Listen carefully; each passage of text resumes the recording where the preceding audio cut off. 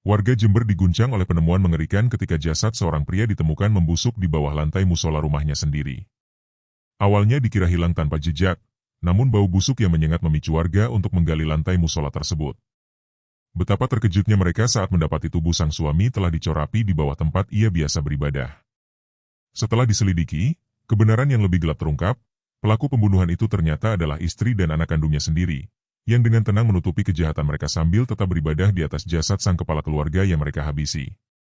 Langit di atas Sumber Salak, Jember, Jawa Timur, kelabu seperti asap yang membekap kebun kopi milik Surono. Di tahun 2019, desa ini masih terperangkap dalam waktu. Jalan tanah berdebu, rumah-rumah kayu yang renta, dan aroma kopi yang meresap ke setiap pori udara. Namun, di balik ketenangan pedesaan, sebuah keluarga direnggut oleh racun yang jauh lebih pahit dari biji kopi yang mereka panen. Rumah Surono, bangunan sederhana dengan atap genting dan musola kecil di sudut halaman, adalah panggung bagi pertunjukan kegelapan manusia yang tak terucapkan. Surono, pria berusia 50 tahun dengan wajah keras seperti kayu jati yang dipahat kasar, berdiri di beranda rumahnya. Matanya, kecil dan tajam, menatap ladang kopi yang membentang di depan rumah. Itu adalah warisan ayahnya, tanah yang telah menyelamatkan keluarganya dari kemiskinan, tapi juga mengutuk mereka dengan keserakahan. Tangan Surono, kasar oleh kerja keras, mencengkeram sebatang rokok kretek yang asapnya menari di udara senja.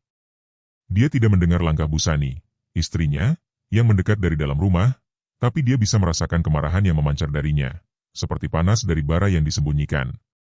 Surono, suara Busani pecah, setengah berbisik, setengah menahan isak. Kapan kau akan lunasi utang itu? Ban sudah datang lagi tadi siang. Mereka bilang rumah ini bisa disita. Surono menoleh perlahan, matanya menyipit penuh penghinaan. Kau pikir aku budakmu, Busani? Urus dapurmu, jangan ikut campur urusan lelaki. Suaranya dalam, penuh nada yang menusuk seperti pisau tumpul. Uang warisan itu milikku. Aku yang kerja sampai tulang kurta untuk tanah ini. Busani, wanita berusia 40 tahun dengan wajah yang dulunya cantik namun kini layu oleh tahun-tahun penuh ketakutan, menggenggam celemeknya erat-erat. Rambutnya yang diikat asal mulai lepas, seolah mencerminkan kekacauan batinnya. Warisan itu juga milikku. Milik Bahar. Kau tak punya hak menyimpan semuanya untuk dirimu sendiri, bajingan. Kata-kata kasar itu keluar dari mulutnya, didorong oleh keputusasaan yang sudah bertahun-tahun terpendam. Dari sudut ruang tamu yang gelap, Bahar, anak mereka yang berusia 19 tahun, mengintip melalui celah pintu. Matanya, dingin dan tak berkedip, seperti mata ular yang mengintai mangsa. Dia tidak bergerak, tidak bersuara, tapi jantungan hatinya berdetak dengan ritme yang aneh, campuran kebencian dan kegembiraan yang mengerikan. Bahar sudah terbiasa dengan pertengkaran ini, dengan teriakan ayahnya yang mengguncang dinding, dan dengan tangis ibunya yang berusaha disembunyikan. Tapi malam ini, ada sesuatu yang berbeda. Ada bayang-bayang dalam pikirannya, sebuah rencana yang mulai terbentuk, seperti biji kopi yang perlahan membusuk di bawah tanah. Pertengkaran berlanjut, kata-kata semakin tajam. Kau tak pernah peduli pada kami, Surono, jerit Busani, air mata akhirnya tumpah. Kau pikir aku tak tahu kau simpan uang itu untuk apa? Untuk minumanmu, untuk judimu. Surono melangkah mendekat, tangannya terangkat, dan untuk sesaat, Busani mengecil, mengira tamparan akan mendarat di pipinya seperti biasa. Tapi Surono hanya menunjuk wajahnya, jari-jarinya gemetar karena amarah. Jaga mulutmu, perempuan. Atau kau akan menyesal lahir ke dunia ini. Di luar, angin malam membawa aroma kopi yang semakin pekat, bercampur dengan bau tanah basah. Di kejauhan, musola kecil di halaman rumah berdiri sunyi, pintunya sedikit terbuka, seolah menyaksikan drama yang perlahan menuju kehancuran. Bahar, yang masih mengintip, mengepalkan tangannya. Di dalam dadanya, ada sesuatu yang pecah, bukan kesedihan, bukan kemarahan, tapi sesuatu yang jauh lebih gelap. Dia teringat malam-malam ketika dia melihat ibunya berbisik dengan seorang pria di kebun kopi, pria yang bukan ayahnya.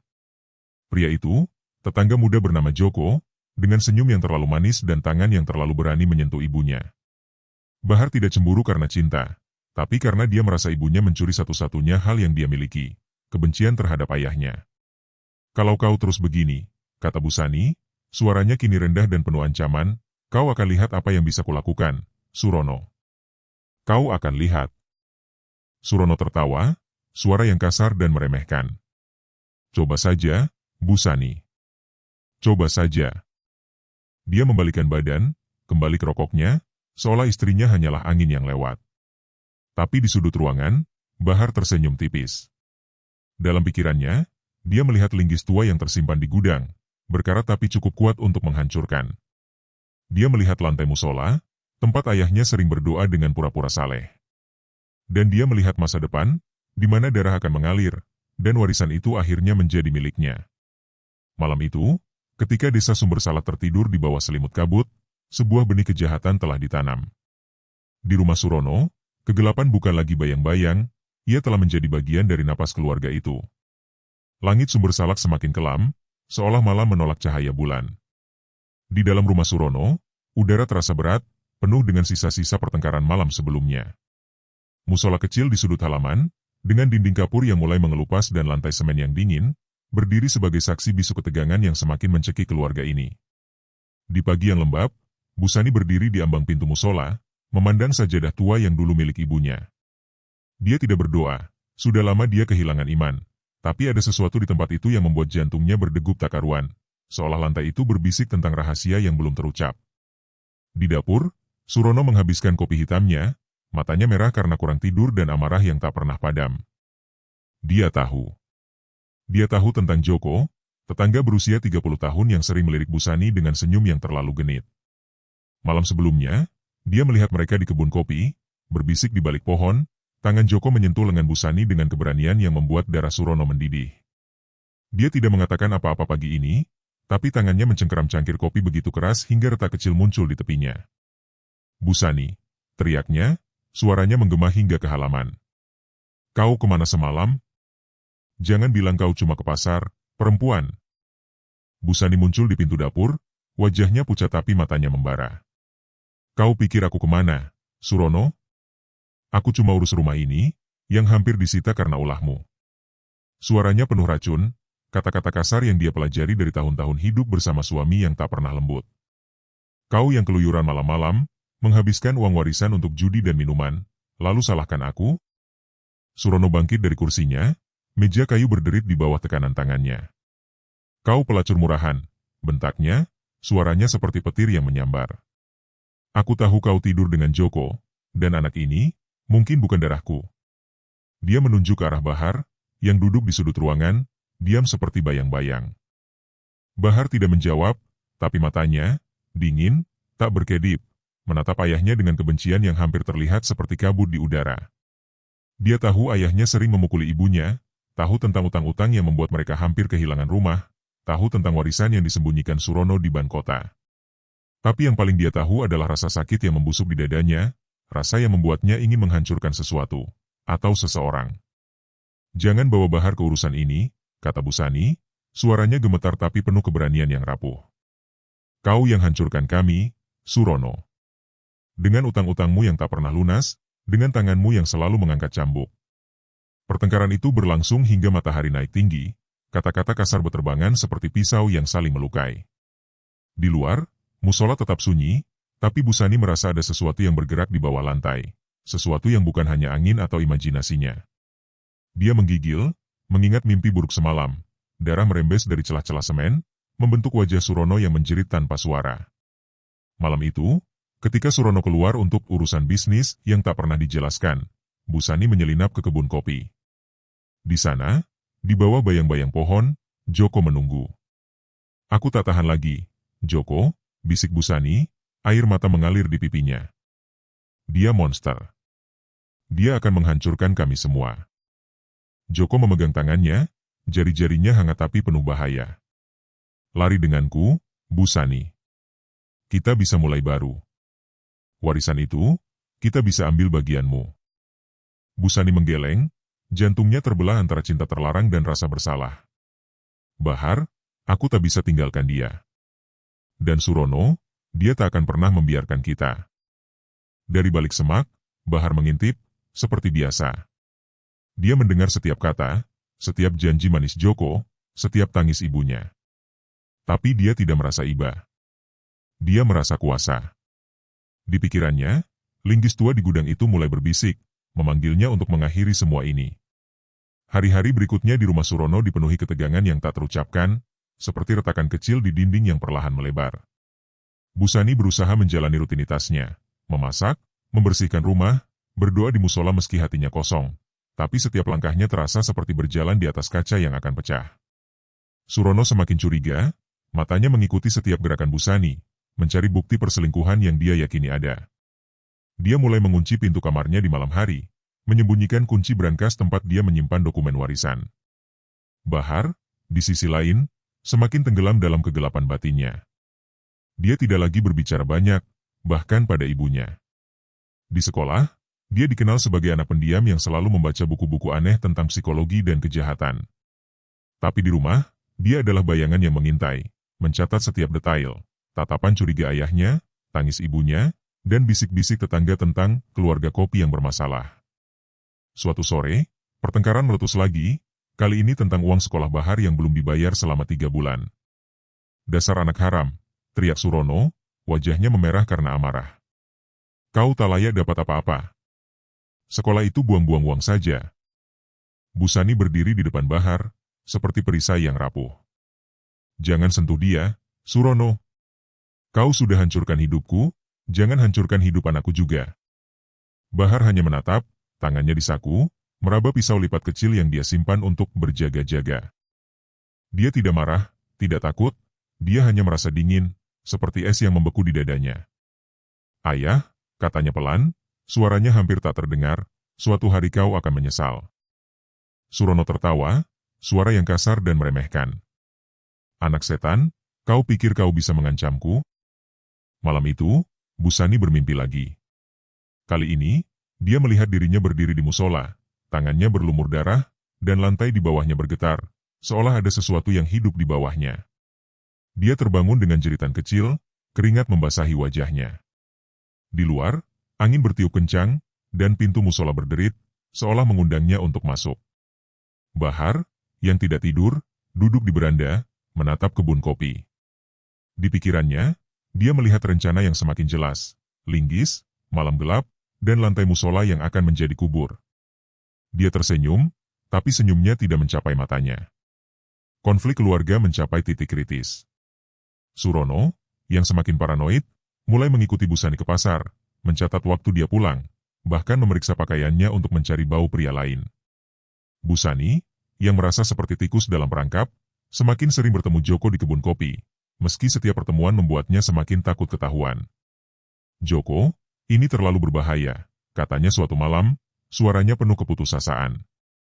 "Jika Surono tahu, dia akan membunuhku."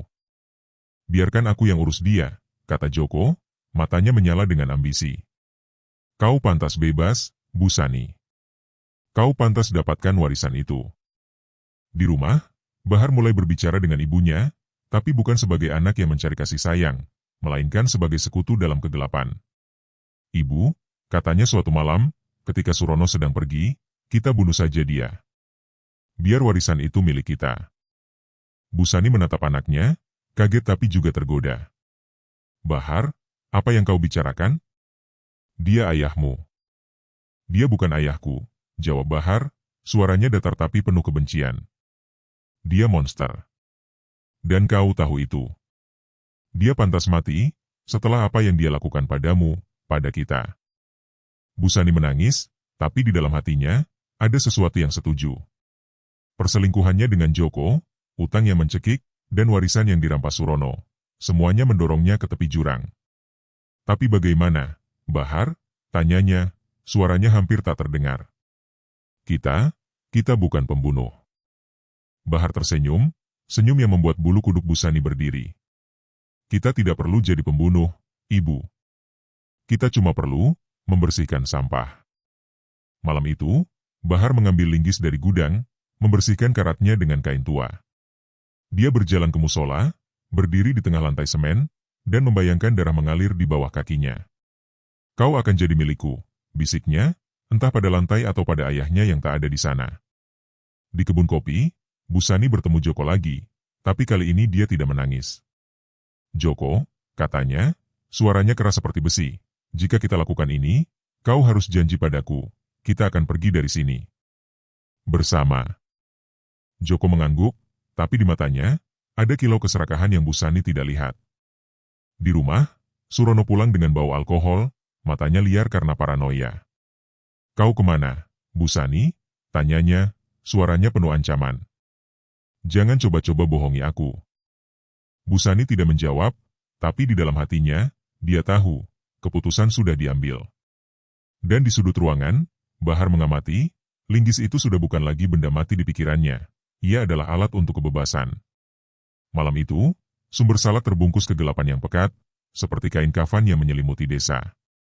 Angin berhembus pelan melalui kebun kopi, membawa aroma tanah basah dan daun yang membusuk, seolah alam sendiri merasakan apa yang akan terjadi. Di dalam rumah Surono, lampu minyak tanah redup menerangi ruang tamu yang sempit, di mana Surono terbaring di ranjang bambu tua. Napasnya berat karena alkohol yang dia teguk sepanjang malam. Wajahnya, yang biasanya keras dan penuh amarah, kini rileks dalam tidur yang tak akan pernah berakhir. Bu Sani berdiri di ambang pintu kamar, tangannya gemetar memegang lilin yang hampir padam, matanya penuh campuran ketakutan dan kelegaan yang mengerikan. Di belakangnya, Bahar memegang linggis berkarat itu, besi dingin yang seolah hidup di tangannya, berdenyut dengan janji kehancuran. Ibu, bisik Bahar, suaranya datar tapi penuh kegembiraan gelap yang membuat bulu kuduk Bu Sani berdiri. Sekarang. Sebelum dia bangun dan mulai memukul lagi. Ingat, Ibu, dia yang membuat kita seperti ini. Dia yang curi masa depan kita, yang buat kau menangis setiap malam, yang buat aku jadi monster. Bu Sani mengangguk pelan, air mata mengalir diam-diam di pipinya. Tapi Bahar, ini dosa. Kita akan terkutuk selamanya. Suaranya pecah, menyayat jiwa, seolah kata-kata itu mengoyak lapisan terdalam hatinya yang sudah retak. Bahar tidak menjawab. Dia melangkah maju, gerakannya seperti predator yang telah menunggu mangsa seumur hidup. Linggis diayunkan tinggi, bayangannya memanjang di dinding seperti tangan setan. Saat besi itu menghantam kepala Surono, suara retak tulang bergema seperti petir di ruangan sempit, cerak. Darah memercik seperti hujan merah, membasahi spray dan lantai kayu. Surono tersentak, matanya terbuka sejenak, penuh kebingungan dan rasa sakit yang tak terbayangkan. Bu Sani, apa? Gumamnya, suaranya tersendat darah yang membanjiri mulutnya. Bahar tidak berhenti. Dia mengayunkan lagi, dan lagi, setiap pukulan lebih brutal dari sebelumnya. Tulang tengkorak retak seperti telur yang dipecah, otak tercampur dengan darah yang mengalir deras, membentuk genangan hitam di bawah cahaya lilin. Ini untuk setiap tamparan pada ibu, gumam Bahar, suaranya sekarang penuh ekstasi sadis. Ini untuk warisan yang kau rampas. Ini untuk hidup yang kau hancurkan, ayah bajingan. Tawa kecil keluar dari mulutnya, tawa yang dingin dan gila, seolah jiwa manusia di dalamnya telah lenyap, digantikan oleh kegelapan abadi. Bu Sani jatuh ke lutut, muntah di sudut ruangan, tapi tangannya tetap bergerak, membantu Bahar menyeret jasad Surono yang remuk ke halaman. Tubuh itu berat, lembek seperti karung berisi daging busuk, meninggalkan jejak darah yang lengket di tanah. Mereka menuju musola, tempat suci yang kini akan menjadi kubur profan. Di bawah cahaya bulan yang samar, Bahar mulai menggali, sekop menusuk tanah dengan suara yang mengerikan. Sklop, sklop, seolah bumi menolak menerima dosa mereka. Bu Sani menuang cor beton yang telah mereka siapkan, campuran semen dan air yang dingin seperti air mata neraka, menutupi jasad Surono yang tergeletak di liang dangkal itu. Lihat, Ibu, kata Bahar sambil menyeka keringat dan darah dari wajahnya, matanya bersinar dalam kegelapan. Dia tak lagi bisa menyakiti kita. Sekarang, kita bebas. Tapi suaranya retak sedikit, seolah sisi terdalam jiwanya menyadari bahwa kebebasan ini hanyalah ilusi, sebuah lubang hitam yang akan menelan mereka. Bu Sani tidak bisa menjawab. Saat cor beton mengeras, dia mendengar erangan samar dari bawah lantai, seolah roh Surono sudah bangkit, menjerit dalam kesakitan abadi. Dia berlari kembali ke rumah, meninggalkan Bahar yang masih tersenyum di musola. Tangannya berlumur darah yang tak akan pernah hilang. Bulan-bulan berlalu seperti kabut yang menyelimuti sumber salak, tapi kegelapan di rumah Surono semakin pekat, menyusup ke setiap celah jiwa Bu Sani dan Bahar. Desa mulai bergunjing, di warung kopi, di pasar, di masjid, tentang hilangnya Surono. Dia pergi ke kota, katanya cari kerja, bohong Bu Sani pada tetangga, suaranya datar tapi matanya penuh bayang-bayang yang tak bisa disembunyikan. Bahar, yang kini mengurus kebun kopi dengan tangan yang pernah memegang linggis pembunuh, berpura-pura sedih di depan orang, Tapi di malam hari, dia duduk di beranda, menatap musola dengan senyum tipis yang mengerikan. Mereka mulai menggunakan warisan itu, uang yang disembunyikan Surono di bank, yang kini menjadi milik mereka setelah Busani memalsukan surat-surat dengan tangan gemetar. Rumah yang hampir disita kini aman, tapi keamanan itu beracun.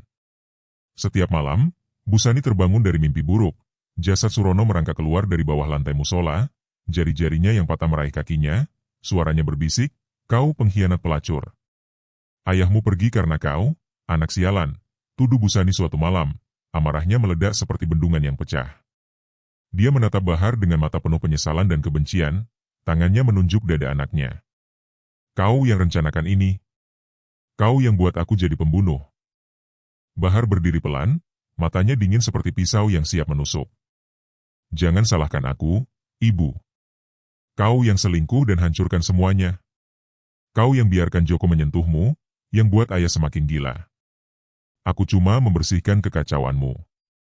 Suaranya penuh racun, kata-kata kasar yang menyayat jiwa Busani, mengungkap luka terdalam, rasa bersalah yang membusuk seperti jasad di bawah musola. Pertengkaran itu berakhir dengan Busani menangis di kamar, sementara Bahar pergi ke kebun, menggenggam pisau lipatnya erat-erat. Di desa, polisi mulai bertanya-tanya, wawancara tetangga yang curiga. "Surono tak pernah pergi tanpa bilang," kata seorang warga. Busani merasa dinding semakin mendekat, napasnya sesak, seolah kegelapan Surono telah merasuki rumah mereka. Dan di musola, saat dia berusaha berdoa, angin berhembus melalui celah, membawa bau samar yang busuk, bau kematian yang tak bisa disembunyikan selamanya. Pertengkaran itu berakhir dengan Busani menangis di kamar, sementara Bahar pergi ke kebun, menggenggam pisau lipatnya erat-erat. Di desa, polisi mulai bertanya-tanya, wawancara tetangga yang curiga. "Surono tak pernah pergi tanpa bilang," kata seorang warga. Busani merasa dinding semakin mendekat, napasnya sesak, seolah kegelapan Surono telah merasuki rumah mereka. Dan di musola, saat dia berusaha berdoa, angin berhembus melalui celah, membawa bau samar yang busuk, bau kematian yang tak bisa disembunyikan selamanya. Ketegangan di sumber salak ini seperti kabut tebal yang menyelimuti segalanya, menyembunyikan tapi juga mengungkap jejak-jejak gelap yang tak bisa dihapus. Polisi mulai menyusuri desa, bertanya dari rumah ke rumah, mata mereka tajam seperti pisau yang mengiris lapisan tipis kebohongan Busani dan Bahar.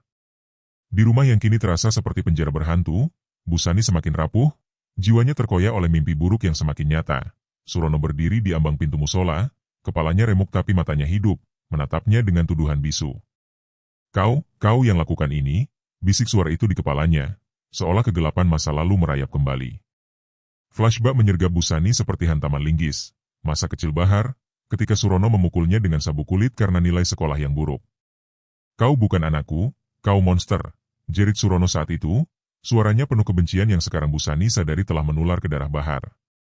Bahar kecil menangis, tapi matanya, bahkan saat itu, sudah dingin, seperti lubang hitam yang menyerap cahaya. Sekarang, Bahar dewasa duduk di ruang tamu, memainkan pisau lipatnya dengan jari-jari lincah, mata psikopatnya mengamati ibunya seperti mangsa. "Polisi datang lagi hari ini, Ibu," katanya pelan, suaranya seperti bisik angin yang membawa kematian. "Mereka tanya tentang ayah. Kataku dia pergi ke kota, tapi mereka tak percaya." Busani menatap anaknya, jantungnya berdegup kencang. "Bahar, apa kau tinggalkan jejak? Darah itu, aku ingat ada noda di dinding gudang." Suaranya gemetar, menyayat jiwa, mengungkap rasa bersalah yang membusuk seperti luka terbuka. Bahar tersenyum, senyum yang gelap dan misterius, seolah dia menyembunyikan rahasia yang lebih dalam dari pembunuhan itu sendiri. "Jejak? Oh, Ibu, jejak ada di mana-mana. Di hati kita, di tanah ini. Tapi jangan khawatir. Aku urus." Dia berdiri, berjalan ke gudang, dan Busani mendengar suara gesekan, mungkin pisau membersihkan sisa darah, atau mungkin Bahar sedang mengasah sesuatu yang baru. Misteri Bahar semakin pekat. Siapa sebenarnya anak ini? Apakah kebenciannya lahir dari Surono? Atau ada kegelapan yang lebih tua, warisan dari keluarga yang sudah rusak sejak lama? Di desa, warga mulai bergunjing tentang bau aneh dari rumah Surono, dan polisi menemukan sehelai kain berlumur darah di kebun kopi. Jejak yang tertinggal, tapi belum terhubung. Busani merasa dinding rumah menutup, napasnya sesak, sementara Bahar tetap tenang, psikopatnya seperti topeng yang tak pernah retak. Mereka tak akan temukan apa-apa, Ibu, bisiknya malam itu, tangannya menyentuh bahu Busani dengan dingin. Kecuali kau yang bocor. Horor di rumah itu kini nyata, bukan lagi mimpi. Retak kecil muncul di lantai musola, seperti urat darah yang merembes dari bawah tanah. Busani melihatnya pertama kali saat subuh, cahaya matahari menyusup melalui jendela, menerangi garis tipis yang membelah cor beton. Bau busuk samar mulai tercium, seperti daging membusuk yang dicampur tanah basah, membuat perutnya mual dan jiwanya terguncang. Bahar, lihat ini, katanya, suaranya pecah seperti retakan itu sendiri. Dia mau keluar. Surono mau balas dendam. Bahar berlutut di lantai musola, jarinya menyusuri retak itu dengan kelembutan yang mengerikan, seolah menyentuh luka lama. Matanya, penuh kegilaan psikopat yang semakin mendalam, bersinar dengan kegembiraan gelap. Biarkan dia membusuk, Ibu. Itu balas dendam kita, melihatnya hancur perlahan, seperti yang dia lakukan pada kita. Suaranya dingin, tapi ada nada misterius di dalamnya, seolah Bahar menyembunyikan sesuatu. Mungkin dia sengaja membuat retak itu, atau mungkin ada rahasia lain di bawah lantai, sesuatu yang lebih mengerikan dari jasad Surono. Intrik perselingkuhan semakin gelap. Joko datang malam itu, wajahnya penuh kecurigaan. Busani, ada apa dengan musola? Kau tak pernah ke sana lagi. Dan Bahar, dia aneh, seperti gila. Busani menariknya ke kebun, suaranya penuh keputusasaan. Jangan tanya, Joko. Kita harus pergi dari sini sebelum semuanya terungkap. Tapi Joko mundur, matanya menyipit. Apa kau sembunyikan Surono di sana? Aku dengar gunjingan desa, dia tak hilang, dia mati. Pertengkaran brutal meledak di rumah, Busani menjerit pada Bahar, ini salahmu. Retak itu, bau itu, polisi akan datang. Bahar balas dengan tawa sadis, tangannya mencengkeram lengan ibunya hingga memar. Salahku? Kau yang lemah, Ibu, kau yang selingkuh, yang buat ayah gila. Aku cuma akhiri apa yang kau mulai. Dialog itu menyayat jiwa, mengungkap sisi terdalam Bahar, psikopat yang tak lagi manusia, tapi monster yang lahir dari kegelapan keluarga. Misteri semakin pekat, apakah Bahar punya rencana lain? Apakah dia akan bunuh Joko juga, untuk menutup mulut? Malam itu, Busani hampir gila, dialog internalnya berputar. Apa yang kita lakukan? Ini neraka yang kita ciptakan dan Bahar, dia nikmati ini. Dia mendengar bisikan dari retak beton, Busani, datanglah, lihat apa yang kau tanam. Kegelapan menyusup ke jiwa, retak bukan hanya di lantai, tapi di hati mereka, semakin lebar, semakin gelap. Ketegangan mencapai puncak, seperti badai yang menggantung di atas sumber salak, siap meledak kapan saja. Polisi datang lagi, kali ini dengan surat perintah, bayang mereka seperti hantu yang mengejar rahasia gelap rumah itu. Nyonya Busani, kami perlu periksa rumah, kata inspektur, matanya tajam mengamati setiap detail, noda aneh di dinding, bau samar dari musola. Busani berdiri gemetar, suaranya bohong, Surono pergi ke kota, dia tinggalkan kami. Tapi kata-katanya retak, seperti beton di musola. Bahar, di sudut ruangan, tersenyum tipis, psikopatnya semakin misterius dan gelap. Dia berbohong dengan lancar, ayah sering marah, tapi dia bilang mau cari kerja baru. Tapi di dalam pikirannya, rencana berputar. Jika polisi terlalu dekat, dia akan bunuh mereka juga, atau salahkan ibunya. Misteri Bahar semakin dalam, flashback singkat mengungkap masa kecilnya, ketika dia membunuh kucing tetangga karena cemburu pada ayah, rahasia yang tak pernah diceritakan, menunjukkan kegelapan yang sudah ada sejak lahir. Malam itu, di musola, Bahar dan Busani berbicara, dengan jasad, dialog gila yang menyayat, maafkan kami, Surono, tidak, kau pantas. Kau monster yang buat kami begini, jerit Busani, air matanya jatuh ke retak beton. Bahar tertawa, suaranya brutal, dia dengar kita, Ibu. Dia haus darah, mungkin darah Joko selanjutnya. Ancaman itu menggantung, membuat Busani mundur ketakutan, menyadari bahwa psikopat terbesar bukan Surono, tapi anaknya sendiri. Polisi pergi, tapi janji kembali, bayang mereka semakin dekat. Horor meningkat, bau busuk semakin kuat, bisikan semakin jelas, dan Bahar semakin gila, matanya penuh kegelapan yang tak berujung. Mereka akan temukan dia, Ibu, bisiknya, tapi sebelum itu kita harus siap. Misteri gelap memuncak, meninggalkan pertanyaan, siapa yang akan selamat dari neraka ini? November 2019 membawa angin dingin yang menusuk tulang ke sumber salak, seolah alam sendiri merasakan kegelapan yang akan terungkap. Polisi datang pagi itu, dengan sekop dan palu, mata mereka penuh tekad yang dingin. Busani berdiri di halaman, tangannya mencengkeram pagar kayu hingga jari-jarinya memutih, wajahnya seperti topeng kematian. Bahar, di sampingnya, tampak tenang, terlalu tenang. Matanya mengamati setiap gerakan polisi seperti predator yang menunggu saat tepat untuk menerkam. Musola kecil itu, yang dulu tempat doa palsu Surono, kini dikelilingi garis polisi. Pintunya terbuka lebar seperti mulut neraka yang siap menelan rahasia. Inspektur, pria bertubuh tegap dengan suara kasar, menatap Busani tajam. "Nyonya, kami dapat laporan dari tetangga. Bau busuk, retak di lantai dan Surono hilang terlalu lama. Kami harus gali." Suaranya datar, tapi ada nada tuduhan yang menggantung di udara. Busani menggeleng pelan, suaranya pecah. "Tidak, tidak ada apa-apa di sana. Itu cuma angin." Tapi matanya melirik ke lantai musola, di mana retak beton kini semakin lebar, seperti luka yang menganga. Malam sebelumnya, dia mendengarnya lagi, bisikan dari bawah tanah, bukan angin, tapi suara Surono, "Busani, kau akan ikut aku ke sini, ke kegelapan." Horor itu nyata sekarang, bukan mimpi. Dia merasa napas dingin di lehernya, seolah roh suaminya telah merayap keluar dari kuburannya yang dangkal. Penggalian dimulai. Suara palu menghantam beton bergema seperti detak jantung yang gila. Cerak, cerak, setiap pukulan menyayat jiwa Busani.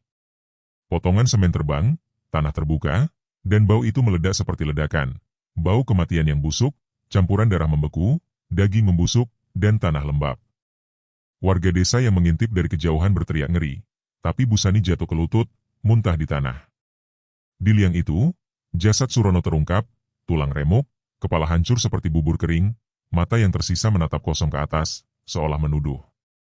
Tapi yang lebih mengerikan, ada sesuatu yang bergerak di tubuhnya, maggot yang merayap, tapi Busani bersumpah melihat jari Surono bergerak pelan, seolah mencoba meraihnya dari kubur. Polisi menarik jasad keluar, tapi saat itu, angin berhembus kencang, pintu musola berderit sendiri, dan Busani mendengar tawa samar, tawa Surono, dari kegelapan yang tak berujung.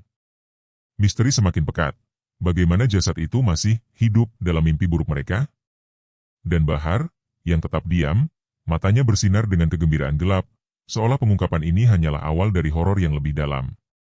Ruang interogasi di kantor polisi Jember terasa seperti kubur hidup, dinding abu-abu yang lembab, lampu neon yang berkedip-kedip, dan udara penuh bau keringat dan keputusasaan.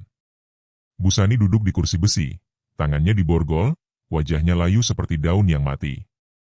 Di seberangnya, inspektur menatap dengan mata yang tak berkedip, sementara Bahar di ruang sebelah, dipisah kaca satu arah, tersenyum tipis seolah ini permainan. Pengakuan dimulai, tapi bukan sekadar kata-kata. Ia menyayat jiwa, mengungkap lapisan kegelapan yang tersembunyi dalam keluarga itu. Aku lakukan karena kau hancurkan hidupku, Surono," jerit Busani tiba-tiba, air mata mengalir deras, suaranya pecah seperti kaca yang retak. "Kau kikir, Abu Sife, utang menumpuk, perselingkuhan itu pelarian. Dan Bahar dia yang rencanakan, tapi aku biarkan. Linggis itu, darahnya, oh Tuhan, darahnya di mana-mana." Kata-katanya mengadu perasaan, menyayat sisi terdalam, rasa bersalah yang membusuk, cinta yang terdistorsi, dan horor atas apa yang dia lakukan pada suaminya sendiri. Inspektur mencondongkan badan. Motifnya? Warisan? Kecemburuan? Dan kenapa musola? Tempat suci untuk kubur profan? Busani menggeleng, tapi matanya melirik ke arah Bahar di balik kaca. "Bahar," dia bilang itu ironis. "Surono berpura-pura saleh, tapi dia monster. Tapi sekarang aku dengar suaranya setiap malam. Bisikan dari bawah tanah, 'Busani, kau selingkuh, kau pembunuh.' Apakah rohnya benar-benar ada?" Horor mendalam menyusup, inspektur mencatat, tapi Busani bersumpah melihat bayang Surono di sudut ruangan, matanya remuk menatapnya, mulutnya bergerak tanpa suara, pengkhianat. Di ruang sebelah, Bahar diinterogasi. Suaranya dingin, tanpa penyesalan. "Itu balas dendam, dan aku tak menyesal."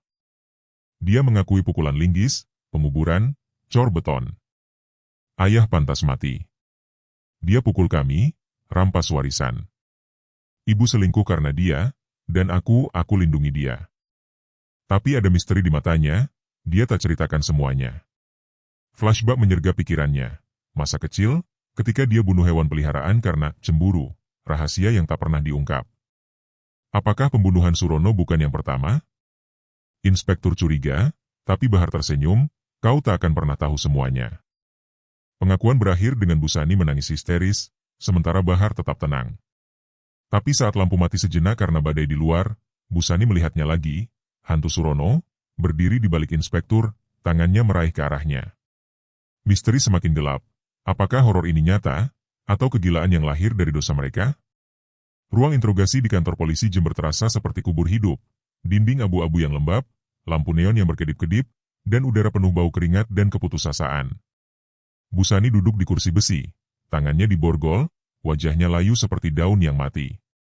Di seberangnya, inspektur menatap dengan mata yang tak berkedip, sementara Bahar di ruang sebelah, dipisah kaca satu arah, tersenyum tipis seolah ini permainan. Pengakuan dimulai, tapi bukan sekadar kata-kata. Ia menyayat jiwa, mengungkap lapisan kegelapan yang tersembunyi dalam keluarga itu. Aku lakukan karena kau hancurkan hidupku. Surono, jerit Busani tiba-tiba, air mata mengalir deras, suaranya pecah seperti kaca yang retak. Kau kikir, Abu Sife, utang menumpuk, perselingkuhan itu pelarian. Dan Bahar dia yang rencanakan, tapi aku biarkan. Linggis itu, darahnya, oh Tuhan, darahnya di mana-mana. Kata-katanya mengadu perasaan, menyayat sisi terdalam, rasa bersalah yang membusuk, cinta yang terdistorsi, dan horor atas apa yang dia lakukan pada suaminya sendiri. Inspektur mencondongkan badan. Motifnya? Warisan? Kecemburuan? Dan kenapa musola? Tempat suci untuk kubur profan? Busani menggeleng, tapi matanya melirik ke arah Bahar di balik kaca. Bahar, dia bilang itu ironis. Surono berpura-pura saleh, tapi dia monster. Tapi sekarang aku dengar suaranya setiap malam. Bisikan dari bawah tanah, Busani, kau selingkuh, kau pembunuh. Apakah rohnya benar-benar ada? Horor mendalam menyusup, inspektur mencatat, tapi Busani bersumpah melihat bayang Surono di sudut ruangan, matanya remuk menatapnya, mulutnya bergerak tanpa suara, pengkhianat. Di ruang sebelah, Bahar diinterogasi. Suaranya dingin, tanpa penyesalan. Itu balas dendam, dan aku tak menyesal. Dia mengakui pukulan linggis, penguburan, cor beton. Ayah pantas mati. Dia pukul kami, rampas warisan. Ibu selingkuh karena dia, dan aku lindungi dia. Tapi ada misteri di matanya, dia tak ceritakan semuanya. Flashback menyergap pikirannya. Masa kecil, ketika dia bunuh hewan peliharaan karena cemburu, rahasia yang tak pernah diungkap. Apakah pembunuhan Surono bukan yang pertama? Inspektur curiga, tapi Bahar tersenyum, kau tak akan pernah tahu semuanya. Pengakuan berakhir dengan Busani menangis histeris, sementara Bahar tetap tenang. Tapi saat lampu mati sejenak karena badai di luar, Busani melihatnya lagi, hantu Surono, berdiri di balik inspektur, tangannya meraih ke arahnya. Misteri semakin gelap. Apakah horor ini nyata, atau kegilaan yang lahir dari dosa mereka? Ruang sidang di Pengadilan Negeri Jember terasa seperti neraka yang dingin, dinding batu yang lembab menyerap setiap jeritan dan bisikan, sementara cahaya neon pucat menerangi wajah-wajah yang rusak. Busani duduk di kursi terdakwa, borgolnya menggigit pergelangan tangannya seperti gigi setan, matanya cekung dan penuh bayang-bayang yang tak pernah hilang. Di sebelahnya, Bahar, masih dengan senyum tipis yang misterius, menatap hakim seperti sedang mempelajari mangsa baru. Sidang telah berlangsung berminggu-minggu, saksi-saksi menceritakan horor desa, bau busuk dari musola, darah yang tak pernah hilang dari mimpi mereka. Tapi hari ini, vonis akan jatuh, hukuman abadi yang seharusnya mengakhiri semuanya, tapi justru membuka pintu kegelapan baru. Hakim, pria tua dengan suara gemetar, membaca vonis, berdasarkan bukti dan pengakuan, terdakwa Busani divonis 10 tahun penjara atas pembunuhan berencana. Terdakwa Bahar, 20 tahun, dengan pertimbangan sifat psikopat dan kekejaman yang tak manusiawi. Ruangan hening sejenak, lalu meledak dengan gumaman warga desa yang hadir. Busani menangis, air matanya jatuh ke meja kayu. Ini akhirnya. Tapi Surono, dia masih di sini, di kepalaku. Bahar tertawa kecil, suara yang mencekam dan sadis, membuat bulu kuduk semua orang berdiri. Akhir? Oh, Ibu ini baru permulaan. Dia menoleh ke ibunya, matanya hitam seperti lubang tanpa dasar. Pertengkaran terakhir meledak di ruang sidang, penuh kata kasar yang menusuk jiwa. Kau bajingan kecil, Bahar. Kau yang buat kami jadi begini, monster yang kau ciptakan dari darahku sendiri, jerit Busani, suaranya pecah penuh penyesalan yang menyayat. Tapi Bahar tersenyum lebih lebar, misteri gelapnya semakin pekat. Atau mungkin aku tahu lebih banyak. Mungkin aku yang bunuh Joko juga. Kemarin malam, di sel, aku mimpi atau bukan mimpi? Horor mendalam. Polisi tiba-tiba bergerak, karena pagi itu Joko ditemukan tewas di rumahnya. Kepala remuk seperti Surono, tapi Bahar ada di penjara. Bagaimana?